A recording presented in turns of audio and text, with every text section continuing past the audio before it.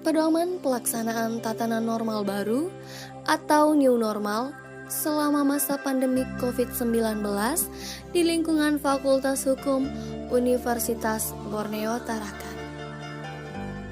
Dasar hukum yang pertama, Keputusan Presiden Nomor 12 Tahun 2020 tentang penetapan bencana non-alam penyebaran COVID-19 sebagai bencana nasional.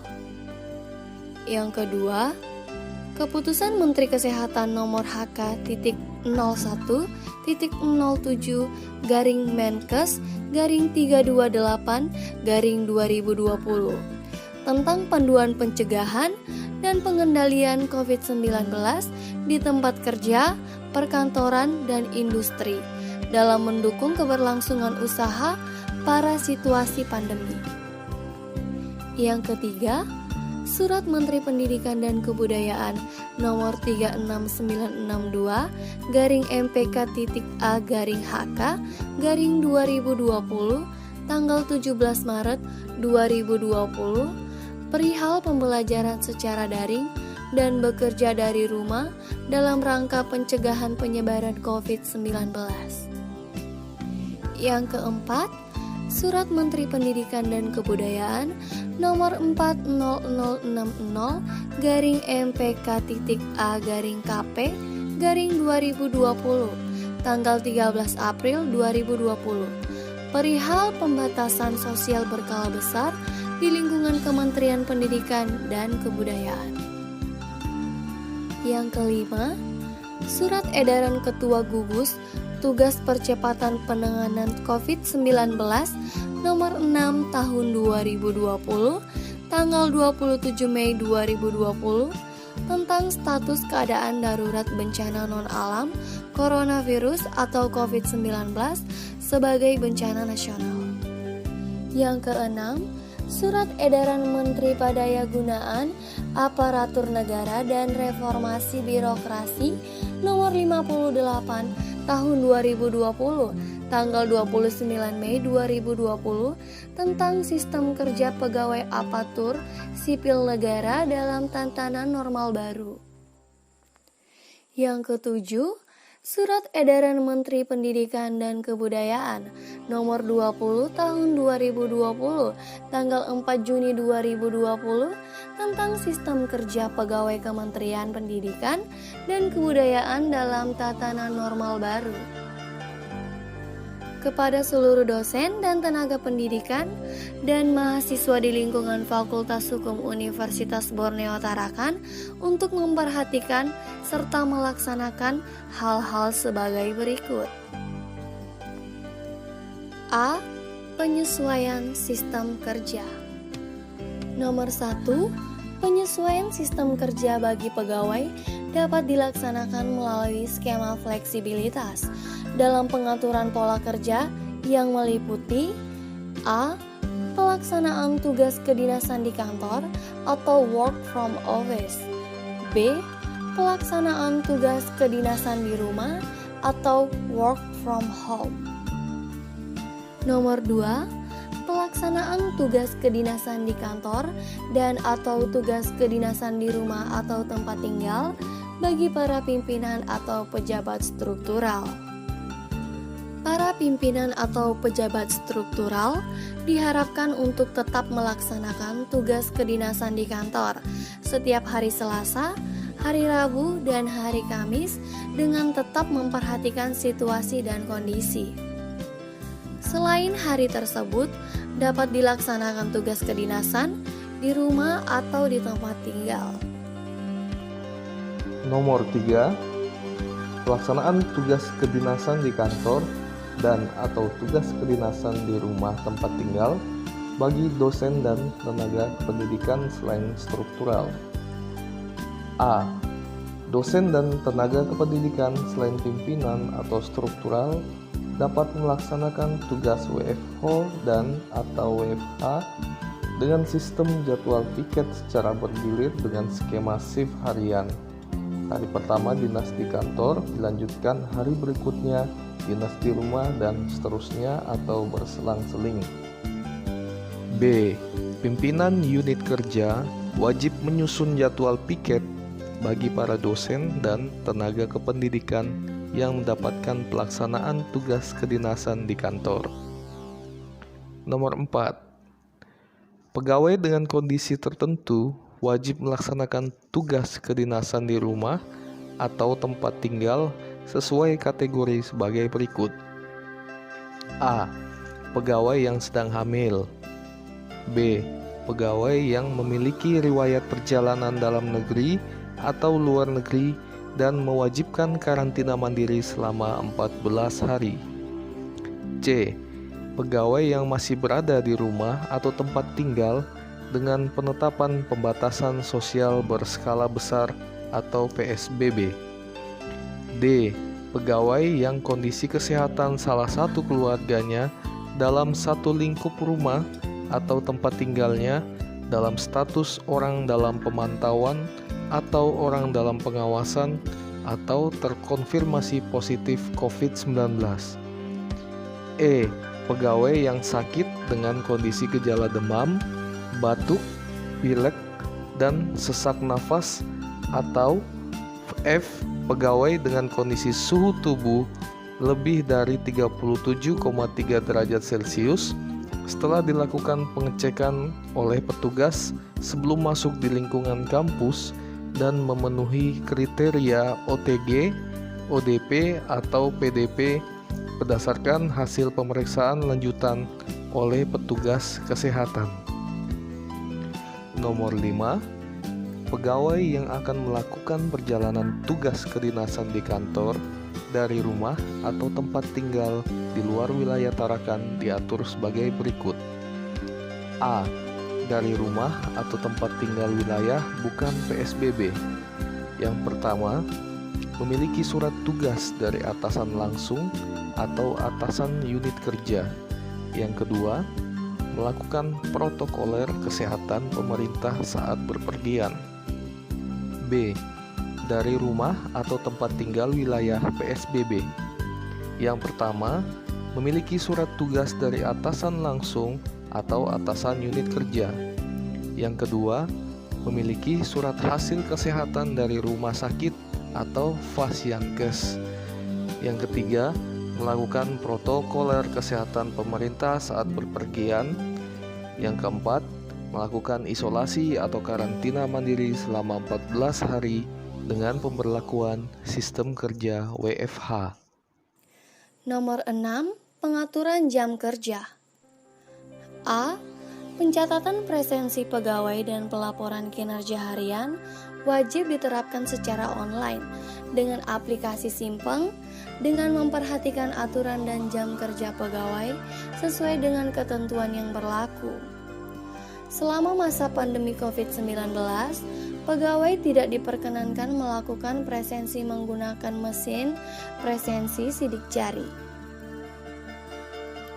B. Kehadiran di kampus dapat disesuaikan berdasarkan situasi dan kondisi dengan batasan minimal 6 jam. C. Pelanggaran waktu kerja yang terlalu panjang atau lembur yang akan mengakibatkan pegawai kekurangan waktu untuk beristirahat dan dapat menyebabkan penurunan sistem kekebalan atau imun tubuh.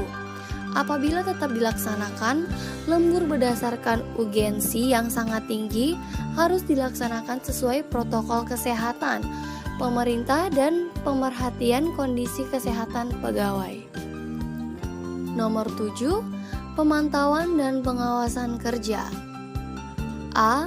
Pimpinan unit kerja bertanggung jawab untuk: yang pertama, menugaskan pegawai di lingkup unit kerjanya dalam pelaksanaan tugas kedinasan di kantor dan atau tugas kedinasan di rumah atau tempat tinggal sesuai sasaran kerja dan target kinerja. Yang kedua, memastikan pelayanan yang bersifat mendesak dan perlu dikerjakan di kantor agar tetap berjalan efektif.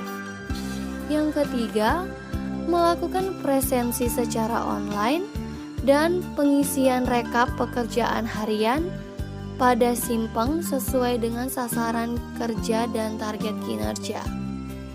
Yang keempat, memonitoring kehadiran pegawai melalui aplikasi presensi online dan pengisian rekap pekerjaan harian pada Simpang. Yang kelima, menerima, memeriksa, dan memantau pelaksanaan tugas pegawai secara berkala. Yang keenam, menilai hasil pelaksanaan tugas pegawai sesuai sasaran kerja dan target kinerja pegawai yang bersangkutan. Yang ketujuh, memberikan teguran kepada pegawai yang tidak melaksanakan tugas selama pelaksanaan bekerja di rumah sesuai dengan ketentuan perundang-undangan mengenai disiplin pegawai. Yang kedelapan, melaporkan hasil pelaksanaan tugas selama tugas kedinasan di rumah atau tempat tinggal kepada atasan pimpinan unit kerja. B. Pegawai pelaksanaan bertanggung jawab untuk: yang pertama, mentaati penugasan yang ditetapkan oleh masing-masing pimpinan unit kerja. Yang kedua, melakukan presensi online secara berkala sesuai jam kerja dan pengusuhan rekap pekerjaan harian pada Simpang sesuai dengan sasaran kerja dan target kinerja yang diberikan oleh masing-masing pimpinan unit kerja.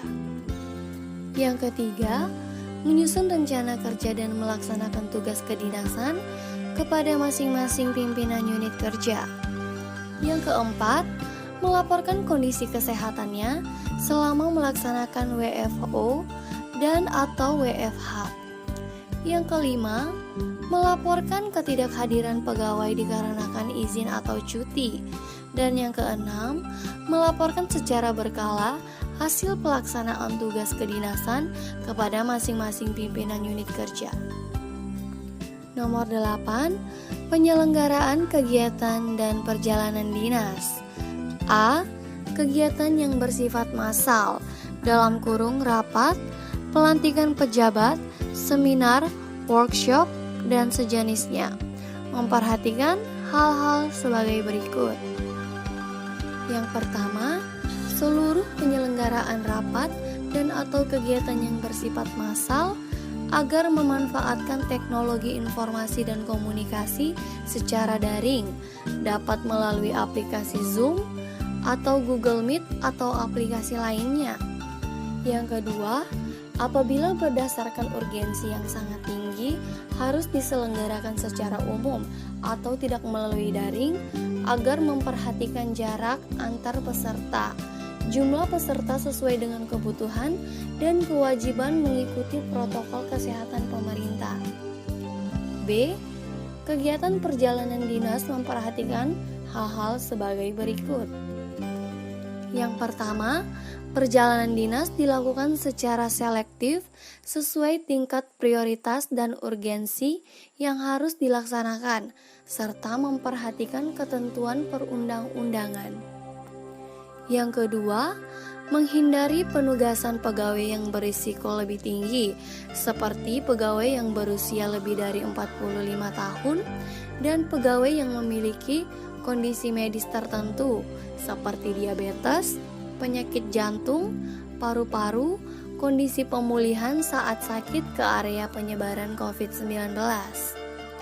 Yang ketiga, selalu menyediakan perlengkapan kebutuhan untuk pencegahan penyebaran COVID-19 pada saat melakukan perjalanan dinas seperti masker, vitamin, dan antiseptik dengan botol kecil. Yang keempat, wajib mengikuti protokol kesehatan pemerintah selama melaksanakan perjalanan dinas. Yang kelima, melaksanakan tes kesehatan atau isolasi mandiri selama 14 hari bagi pegawai yang melakukan perjalanan dinas di daerah atau wilayah penetapan pembatasan sosial berskala besar atau PSBB. Nomor 9, disiplin pegawai. A. Larangan kegiatan bepergian dan atau kegiatan mudik. Yang pertama, pegawai dilarang melakukan kegiatan bepergian ke luar daerah dan atau kegiatan mudik lainnya selama berlakunya penetapan kedaruratan kesehatan masyarakat coronavirus atau COVID-19. Yang kedua, Apabila terdapat pegawai yang dalam keadaan terpaksa atau mendesak perlu melakukan kegiatan pergi keluar daerah, maka pegawai yang bersangkutan wajib melaporkan kepada pejabat minimal setingkat eselon 2 Romawi garing pejabat yang berwenang atas delegasi dari pejabat pembina kepegawaian untuk mendapatkan izin. B. Pembatasan cuti pegawai. Yang pertama, pemberian cuti selama berlakunya penetapan kedaruratan kesehatan masyarakat COVID-19 dilakukan secara selektif dan terbatas. Yang kedua, cuti sebagaimana disebutkan pada huruf B, butir 1 adalah untuk cuti melahirkan, cuti tahunan, cuti sakit, dan atau cuti karena alasan penting. Yang ketiga, cuti karena alasan penting sebagaimana dimaksud pada huruf B butir 2 hanya diberikan secara khusus apabila salah satu anggota keluarga inti, ibu atau bapak, istri, suami, anak, adik, kakak, mertua atau menantu dari pegawai yang bersangkutan sakit keras atau meninggal dunia. C. Ketentuan pemberian cuti pegawai. Mengacu pada Peraturan Pemerintah Nomor 11 Tahun 2017 tentang Manajemen Pegawai Negeri Sipil sebagaimana diubah dengan Peraturan Pemerintah Nomor 17 Tahun 2020. D. Apabila terdapat pegawai yang melanggar hal yang diatur pada angka 9 huruf A dan B di atas, maka yang bersangkutan diberikan hukuman disiplin sebagaimana diatur dalam Peraturan Pemerintah Nomor 53 Tahun 2010 tentang Disiplin Pegawai Negeri Sipil. B. Penyesuaian sistem belajar mengajar. Yang pertama, bersedia mengikuti protokol COVID-19 yang dikeluarkan pemerintah. Yang kedua, wajib menggunakan masker. Yang ketiga, ketersediaan fasilitas untuk mencuci tangan seperti sabun dan air mengalir. Yang keempat, ketersediaan alat pengukur suhu tubuh. Yang kelima, tata ruang kursi di dalam kelas yang berjarak minimal 1 meter kiri kanan muka belakang sehingga jumlah kursi dalam kelas setengah dari jumlah biasanya.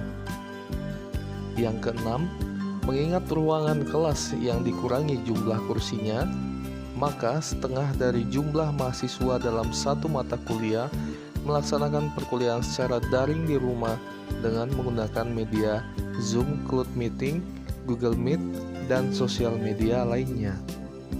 Yang ketujuh, bagi mahasiswa yang kuliah tatap muka, diupayakan tidak bersentuhan langsung antar mahasiswa dan dosen serta tidak bergantian menggunakan peralatan tulis-menulis. Yang kedelapan, daftar hadir mahasiswa sebaiknya tidak diedarkan, namun dilakukan oleh dosen yang bersangkutan. Yang kesembilan, sebaiknya semua jendela dibuka agar sirkulasi udara lancar. Yang kesepuluh, materi disampaikan secara tepat dan jelas dengan menggunakan waktu seefektif mungkin dengan durasi maksimal 1 jam. C. Dukungan sarana penunjang. Yang pertama, teknologi informasi. Penerapan langkah-langkah efektif untuk menunjang sistem kinerja selama tatanan normal baru seperti optimasi penggunaan teknologi informasi seperti penggunaan Borneo Learning atau BEL untuk pembelajaran daring, penggunaan sistem informasi layanan akademik dan non-akademik, pengiriman via email, pemanfaatan layanan Google, penyimpanan data secara digital, dan koordinasi tugas melalui aplikasi WhatsApp, Telegram, Zoom, dan Google Meet atau media lainnya. B. Para petugas IT harus selalu menjaga sistem dan atau server dengan baik agar pelaksanaan tugas dapat berjalan dengan lancar. Yang kedua, lingkungan tempat kerja. A. Penyediaan ketersediaan sarana untuk cuci tangan pakai sabun atau CTPS, alat pembersih sekali pakai, dan atau hand sanitizer, serta alat deteksi suhu otomatis pada gedung perkuliahan dan Deknat Fakultas Hukum Universitas Borneo Tarakan. B. Pemenuhan ketersediaan obat-obatan generik dan vitamin untuk penanganan pertama apabila terdapat dosen dan tenaga kependidikan yang mengalami keluhan kesehatan. C. Penyediaan area isolasi sementara di tempat bekerja bagi pekerja yang mengalami demam, batuk, pilek, nyeri tenggorokan, atau sesak napas yang terpisah dari pekerja lain di Fakultas Hukum Universitas Borneo Tarakan. D. Penerapan higienis dan sanitasi lingkungan kerja. Yang pertama, selalu memastikan seluruh area kerja bersih dan higienis dengan melakukan pembersihan secara berkala, dengan menggunakan pembersih dan disinfektan yang sesuai setiap 4 jam sekali, terutama handle pintu dan tangan, dan fasilitas umum lainnya. Yang kedua, penjadwalan penyemprotan ruangan dengan menggunakan disinfektan yang direkomendasikan oleh Kementerian Kesehatan sesuai standar WHO setiap 1 minggu sekali dan dilaksanakan selain hari kerja. E. Pengukur suhu tubuh di setiap titik masuk tempat kerja. Yang pertama, petugas ditunjuk untuk melakukan pengukuran suhu tubuh harus memakai alat pelindung diri karena berhadapan dengan orang banyak dan mungkin beresiko membawa virus. Yang kedua, pengukuran suhu tubuh dilakukan di luar pintu masuk dan tidak berdekatan dengan AC karena dapat mengakibatkan pembacaan hasil yang salah. F. Penggunaan sarana lainnya pada tempat kerja. Yang pertama, apabila menggunakan jalur tangga, dilakukan secara bergantian. Yang kedua, mengatur tempat duduk agar berjarak 1 meter pada meja area kerja dan memasang pembatas antar pegawai untuk memberi jarak. D. Protokol kesehatan pegawai. Yang pertama, saat perjalanan ke atau dari tempat kerja. A. Pastikan dalam kondisi sehat. Jika ada keluhan batuk, pilek, demam, dan sesak napas, agar tetap tinggal di rumah. B. Wajib menggunakan masker. C. Upayakan tidak menggunakan transportasi umum. Apabila terpaksa, menggunakan transportasi umum agar tetap menjaga jarak dengan orang lain minimal 1 meter. D. Selalu membawa hand sanitizer. E. Upayakan membayar secara non-tunai. Jika terpaksa memegang uang, gunakan hand sanitizer sesudahnya. F. Tidak menyentuh wajah, mengucek mata dengan tangan. Apabila terpaksa, gunakan tisu bersih. Yang kedua, selama di tempat kerja. A. Sebelum memasuki area kantor, setiap pegawai wajib melakukan pengukuran suhu tubuh dengan alat pengukur suhu tubuh otomatis oleh petugas keamanan atau petugas terkait yang telah diberi kewenangan. Apabila hasil pengecekan suhu tubuh di atas 37,3 derajat Celcius dan tidak memenuhi kriteria OTG, ODP atau PDP, dapat diizinkan masuk dengan pantauan ketat. Diwajibkan membawa surat kesehatan, hasil pemeriksaan kesehatan dari dokter.